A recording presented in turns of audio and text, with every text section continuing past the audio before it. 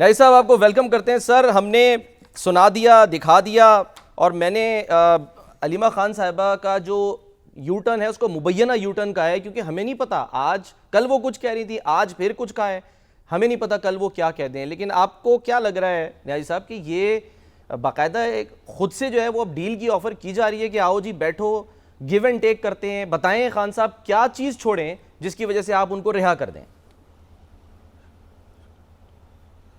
शुक्रिया सलमान साहब। देखिए, अब कल भी हमने इसको थोड़ा सा जो है बरसबील तस्करा कह लें या एक सरसरी तौर पे हमने इसको टच किया था।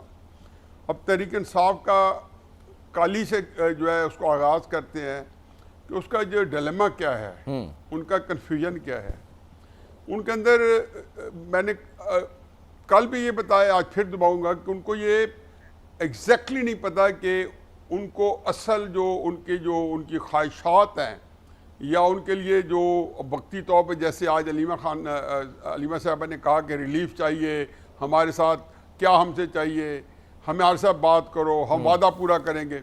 ये एक इतना बड़ा एक इंकशाफ था, या यू टर्न कह लें या जो कह लें, मैं तो इसको यू टर्न भी नहीं समझता हूँ। मेरा ख्याल है कि एक पूरे जिसको कहने पैराडाइम शिफ्ट हुआ है, एक ऐसा हुआ है कि आप कुछ अरसे पहले हर वो बंदा जो डील की बात कर रहा था, आप लोगों ने उसको जो है अपनी उसके ऊपर रखा हुआ था, नेज़े की अन्नी के ऊपर रखा हुआ था, और उनके खिलाफ एक कैंपेन चली हुई होती थी। पूरे तहरीक इंसाफ के जो यूट्यूबर्स थे वो उन्होंने उनके खिलाफ कैंपेन चलाई हुई थी। लेकिन आज भी देखें कि इतनी इसके अंदर तजादात थे। अली अमीन गंडापुर की आप अगर पूरा आपने सुना दी है, जी अली अमीन गंडापुर साहब जो है वो बिल्कुल एक और कह रहे हैं, जिसके अंदर एक चीज़ बिल्कुल वाज़ेह होगी कि वो खोखले नारे और एक तस्वराती बातें कर रहे थे। वो तासुर ये देना चाह रहे थे कि आज मैं एस्टेब्लिशमेंट के खिलाफ लफ्ज़ चबा चबा के क्लैरिटी के साथ नहीं, वो कहते हैं ना कूलू कौलन सदीदा, क्योंकि अल्लाह ताला कहते हैं कि जब तुम बात करते हो तो सीधी सीधी साफ साफ क्लैरिटी के साथ वाज़ेह अल्फाज बात क्यों नहीं करते। तो क्लैरिटी नहीं थी आज भी कन्फ्यूजन के साथ। उसके बाद अलीमा साहबा ने कहा, लेकिन अलीमा साहबा की एक और चीज़ भी थी, वो क्या? उनका मुझे अच्छा नहीं लगा कि उन्हें पार्टी चेयरमैन को वहाँ गौर साहब को स्नब किया, उनको अंडरमाइन किया।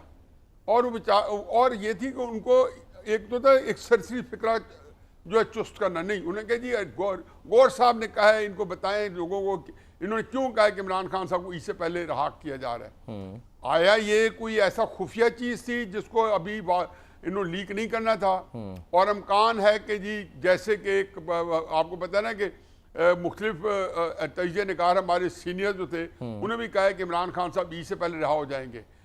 और ये मैं हमेशा कहता हूँ, तसलसल कहता हूँ, कल भी इसका अदा किया था यस्टरडे, कि जब ये सारी बात हमारे सामने नहीं थी कि इमरान खान साहब जो हैं, जब उन्होंने अली अमीन गंडापुरा साहब को पार्टी का जो केपी का वज़ीर आला बनाया, जब गौहर अली खान को पार्टी का चेयरमैन बनाया, जब उमर अयूब साहब को लीडर ऑफ द अपोजिशन बनाया, तो बुनियादी तौर पे ये वो बंदे थे जो कि एस्टेब्लिशमेंट के साथ मुज़ाकरात के लिए उनको ये ओहदे दिए गए थे। क्योंकि कौन नहीं जानता कि ये सारे के सारे एस्टेब्लिशमेंट के गुड बुक्स में थे और एस्टेब्लिशमेंट के साथ इनके ऐसे रिलेशन थे कि वो बातचीत को बढ़ा सकते थे। सही। फिर ये एक रोना हम बार बार रोते थे कि इमरान खान साहब ने उनको क्यों एक ऐसा बयानिया दिया हुआ है जो मुफाहमत का है, और क्यों अपनी फैमिली को और अपने अच्छे चाहने वालों को मुखासमत दिया हुआ है। आज चीज़ें बड़ी क्लियर हो रही हैं। मुझे यूँ लगता ही है कि 5 तारीख को जो हुआ है इसमें को वादा वहीद हो गया है कि हम आपको रहा कर देंगे या रहाई का इम्कान है ईद से पहले। अगर तो ये सूरत हाल है जिसका मुझे, अगर मैं उसको डिसाइफर करूं, अगर मैं इस चीज़ को जो ने बातें की हैं उससे, मसलन किसी ने कहा जी कि 5 तारीख को हमारा केस लग गया, तो अलीमा साहबा बड़ी कॉन्शियस थी। अब ज़रा थोड़ा सा गौर से सुने, उनके फिक्रे, चंद फिक्रे जो हैं जिनको मैं हाईलाइट करना चाहता हूँ वो नहीं है जो उन्होंने कहा जी कि हम डील करने के लिए तैयार हैं, हमें बताओ हम क्या क्या कर सकते हैं, हमारे साथ बैठो। ये वो चीज़ें थी जैसे कुछ चीज़ हो चुकी हो और उसके लिए अपने वर्कर्स को तैयार किया जा रहा हो। अच्छा, मैं बार बार ये दोहराता हूँ कि हमारी सियासी जमातें जो हैं वो क्यों अपने वर्कर्स को, मैं यही आपको मैं बात दोबारा गौर से सुने, ये जो सारी बातें थी उनकी प्रेस कॉन्फ्रेंस, उसके लिए वो वर्कर्स को तैयार करना चाहती थी और कुछ चीज़ों को अभी वो अखबार में रखना चाहती थी। मसलन फ़र्ज़ किया अगर चश्मे तस्वुर में हाइपोथेटिकली स्पीकिंग कि इमरान खान साहब की रिहाई का फैसला हो चुका है, डील हो चुकी है, और उसको अभी वो चाहते हैं कि ऐसा ऐसा वो लेके जाएं, तो उस पैराए में अगर गौर साहब को उन्होंने स्नैप किया है तो एक तो उन्होंने ज्यादती किया कि उन्होंने बड़ी बुरी तरह, एक पार्टी का चेयरमैन है, मत भूलेंगे वो पार्टी का चेयरमैन। लेकिन सॉरी मैं इंटरप्ट कर रहा हूँ, ये पहली दफा तो नहीं हुआ। वो तो उनके बारे में ये कहती हैं कि जी कौन गौहर, जब उनसे पूछा जाता है वो कहती है कौन गौहर, क्यों?